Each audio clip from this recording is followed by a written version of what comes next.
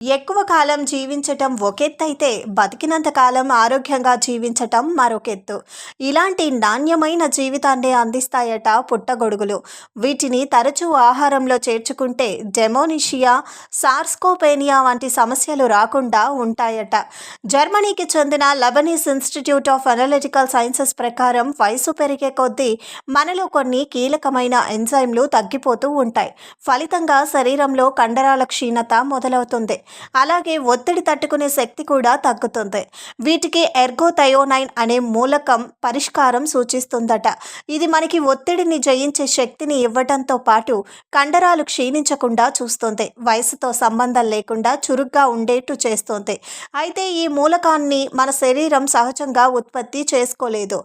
కానీ పుట్టగొడుగుల నుంచి, పులియబెట్టిన ఆహారం నుంచి ఈ మూలకాన్ని అందుకోవచ్చట. అందుకే వయసు పెరుగుతున్నా చురుగ్గా చలాకీగా ఉండేందుకు పుట్టగొడుగులని ఆహారంలో చేర్చుకోమంటున్నారు శాస్త్రవేత్తలు.